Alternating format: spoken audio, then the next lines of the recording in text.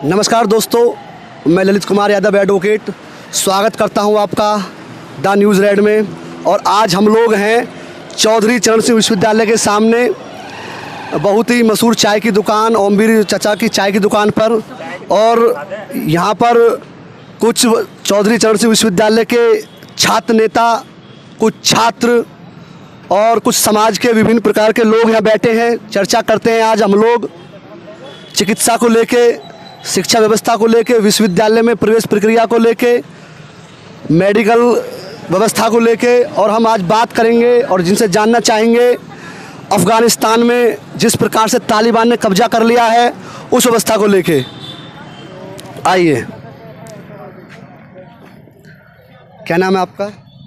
नमस्कार सभी संपादक महोदय, मेरा नाम मुखिया प्रशांत गिरी गोस्वामी है। मैं विश्वविद्यालय का छात्र हूँ जी।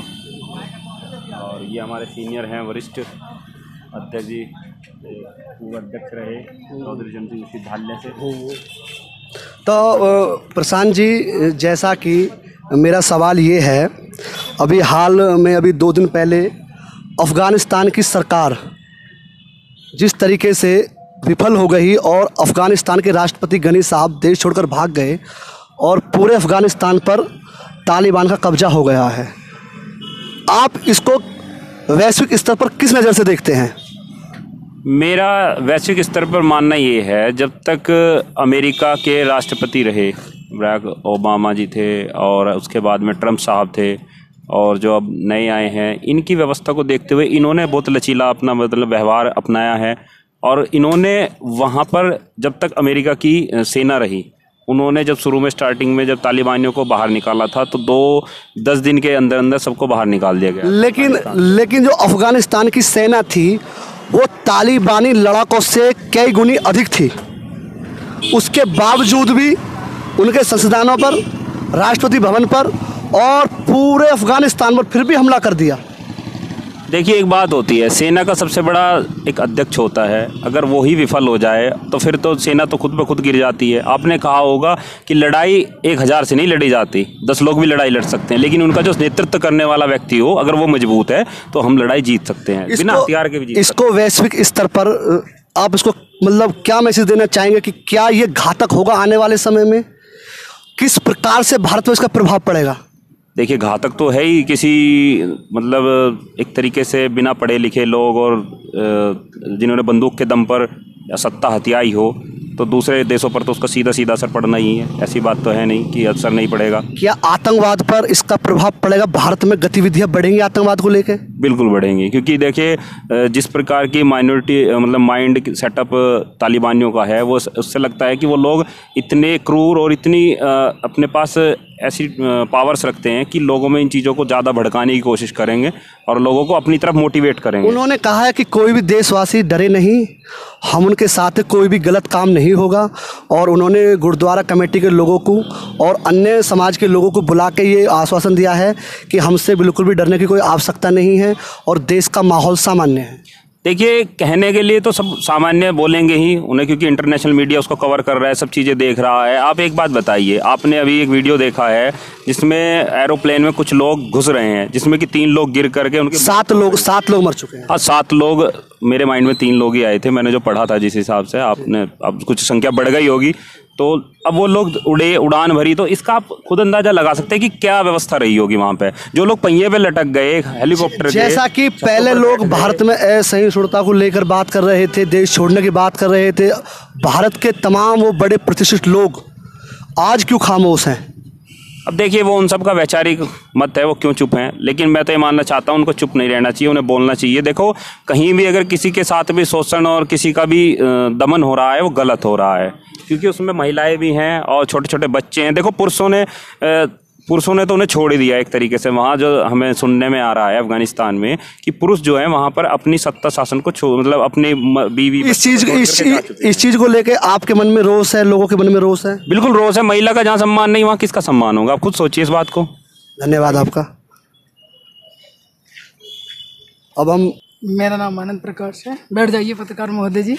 सबसे पहले आपके द न्यूज़ रेड चैनल को बहुत बहुत धन्यवाद कि आपने एक छात्रों से मतलब रूबरू होकर उनसे बात जानने की बात करी। बहुत बहुत धन्यवाद। मतलब समस्याएं सबकी है, हर व्यक्ति की समस्या है। मैं तो कहना चाहता हूँ कि आपका चैनल हर व्यक्ति के पास पहुँचे। धन्यवाद आपका।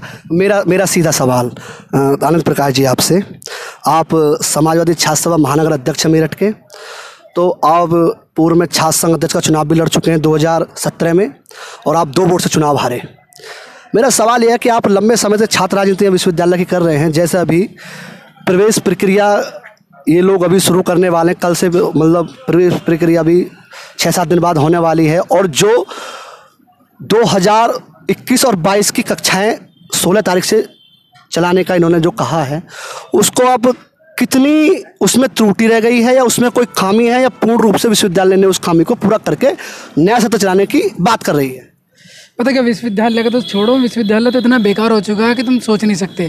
क्योंकि जो इनकी सारी नीति है, अगर आप इन्हें पूर्व में लेके चले, पुरानी नीति चले, तो पुराने भी एडमिशन पहले भी हुए थे, लेकिन एडमिशन होते होते फरवरी तक गए। BA LLB का वो तो कोरोना काल था ना। सुनो ना, ये भी तो कोरोना काल है। कोरोना तो खत्म हो गया था ना पिछली बार। उस समय इतना लंबा लॉकडाउन लगा कि उस व्यवस्था को संभाल पाना मुश्किल था। तो फिर फरवरी तक एडमिशन करोगे क्या आप? लेकिन विश्वविद्यालय को अपना कैलेंडर से चलाना है, तो फरवरी तक एडमिशन करोगे। लेकिन विषम परिस्थितियों में करा ना। चलो बात की बात बाद में छोड़ो, आपका सुन लो। रिजल्ट आ गया ना टाइम पे। इन्होंने तो कहा था कि हम 2 दिन में, मतलब 2 दिन में जितना भी डाटा है इंटर के छात्रों का मंगा लेंगे, लेकिन 2 दिन को छोड़ो 15 दिन हो गए डाटा का। एक सवाल और मेरे मन में आया, जिस प्रकार से छात्रावासों में अभी पूर्व में एक बच्चे का आवंटन किया, लेकिन अब इस नए सत्र में एक कमरे में 2 बच्चों का आवंटन कर दिया है विश्वविद्यालय प्रशासन ने। तो क्या कोरोना वो समय अधिक था, या संभावनाएं कम होगी कोरोना की? क्या कहना चाहते हैं इस आवंटन को लेकर? ये सारी बात तो विश्वविद्यालय प्रशासन के ऊपर हो, किस तरह आवंटन करें। इसमें तो हम कुछ नहीं कह सकते, क्योंकि विश्वविद्यालय में सीमित हॉस्टल होते हैं, विद्यार्थी ज़्यादा होते हैं, तो एक हॉस्टल में एक रूम में एक बच्चा भी नहीं रख सकते। तो विश्वविद्यालय अपने तरीके से देख। लेकिन इस बार 2 बच्चे रख दिए। नहीं, 2 बच्चे तो पहले से आते रहे, तो वो लॉकडाउन था, कोरोना। कहाँ था लॉकडाउन? अभी परीक्षा में कहाँ लॉकडाउन था बताओ? तो इन्होंने तो साबित करा था ना कि देश में लॉकडाउन है, लेकिन उन्हें एक बच्चा रख कर परीक्षा कराई। तो सवाल हमारा यही तो सवाल है हमारा। हम ये पूछना आप जानना चाहते हैं अध्यक्ष जी, कि ये मुझे बताइएगा, जो इन लोगों ने एक कमरे में 2 बच्चों का आवंटन की बात कही है, क्या अब कोरोना की संभावनाएं कम हो गई हैं भविष्य में?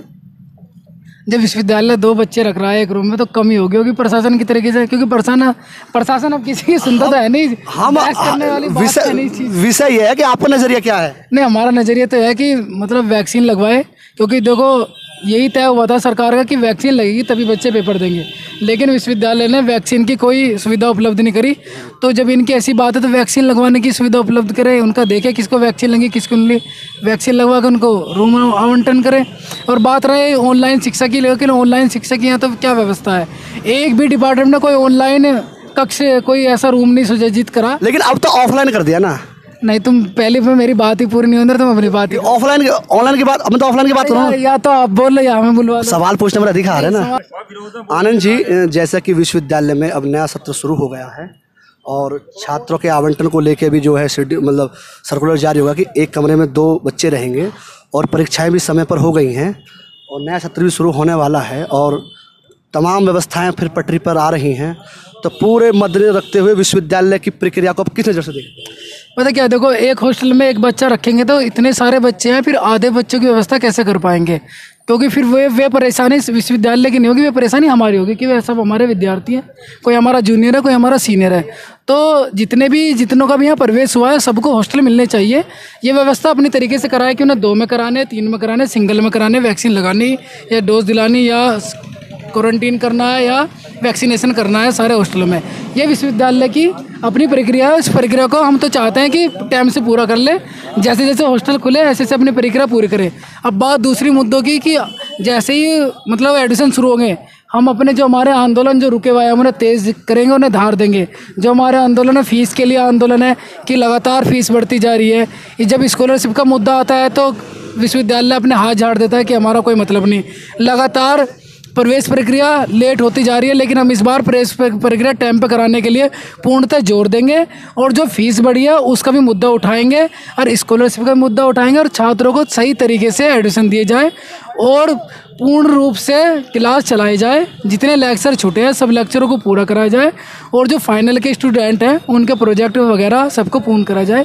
यही हमारे विश्वविद्यालय से मांग रहेगी और आगे के जो आंदोलन होंगे इसी जोर पे आंदोलन करे जाएंगे सारे। जैसा कि एक सवाल अभी और एक मन में एक सवाल आया है, सवाल मन में नहीं है, लोगों की मांग है कि अभी विश्वविद्यालय में कंपनी के द्वारा 65 लाख रुपए के गबन का मामला सामने आया है। तो वो जो गबन है, वो गबन का जो मामला है, उस मामले पे हम लोग बात करते हैं छात्र नेता शान मोहम्मद से कि आखिर वो पूरा मामला क्या है, समझते हैं पूरा मामला हम लोग कि क्या 65 लाख रुपए का मुद्दा सही है या गलत है। सही है तो किस प्रकार से हम तथ्य देंगे। शान मोहम्मद भाई, नाम आपका? मेरा नाम शान मोहम्मद है, चौधरी चरण सिंह विश्वविद्यालय का छात्र हूँ। मैं आपको बता दूँ विश्वविद्यालय में ये पहला घोटाला नहीं है।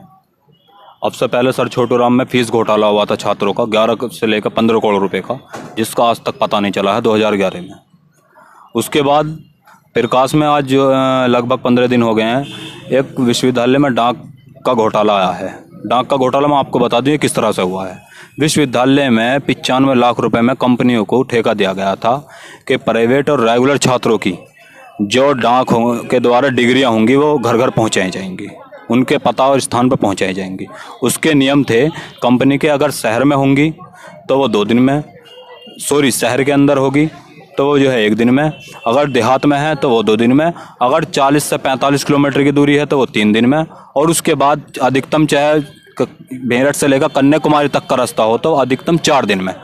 ये जो है कंपनी के नियम दिए गए थे, लेकिन बावजूद उसके विश्वविद्यालय ने 65 लाख रुपए का पैसा जो है सेटिंग करके कंपनी को भेज दिया गया। उसके बाद कंपनी ने जो बची 10 लाख डिग्रियां थी वो विश्वविद्यालय को वापस कर दी गई।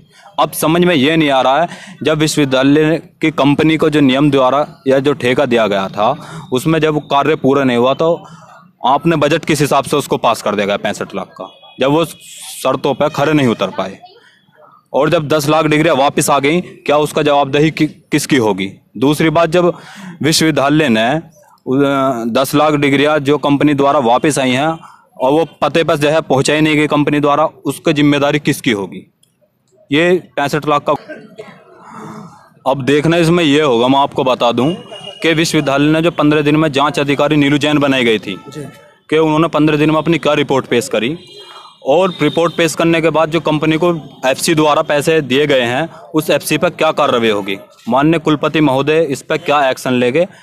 शायद मुझे लग रहा है कि अगर माननीय कुलपति महोदय इस तरह के घोटालों में जो है कोई कार्रवाई नहीं करते हैं या ठेकेदार पर कोई एफआईआर दर्ज नहीं कराते हैं तो शायद ऐसा लगता है कि विश्वविद्यालय के कुलपति महोदय भी इस घोटाले में शामिल हो सकते हैं।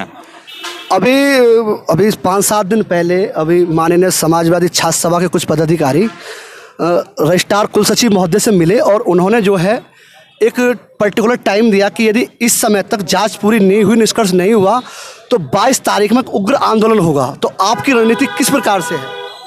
देखिए, समाजवादी छात्र सभा हो या कोई से अदर छात्र सभा हो, जब कभी विश्वविद्यालय में घोटाले या हक अधिकार या छात्रों को किसी तरह का कोई मुद्दा हो, उसमें सभी छात्र सभाओं को एकजुट होना चाहिए। क्योंकि विश्वविद्यालय के अंदर जब से छात्र संघ की राजनीति खत्म हुई है, जब से भाजपा सरकार आई है, पिछले 4.5 सालों से कॉलेज या विश्वविद्यालय में कोई भी छात्र संघ चुनाव नहीं हुए हैं, और छात्र संघ चुनाव ना होने की वजह से विश्वविद्यालय में जो है अधिकारियों के हौसले बुलंद हैं, और तभी इस तरह के घोटाले जो है आए दिन सामने आ रहे हैं। यदि कोई रिजल्ट 22 तारीख तक नहीं आता तो क्या आप आंदोलन की तरफ अग्रसर होंगे? देखिए, विश्वविद्यालय के अंदर जिस तरह का घोटाला हुआ है, समाजवादी छात्र सभा अगर आंदोलन के लिए तैयार है तो हम इसमें आग्रह करेंगे कि अदर छात्र सभा जितनी भी हैं वो सभी इस आंदोलन को बढ़ाने के लिए ज़्यादा से ज़्यादा तैयारी करें। हम इसका पूर्ण समर्थन करेंगे।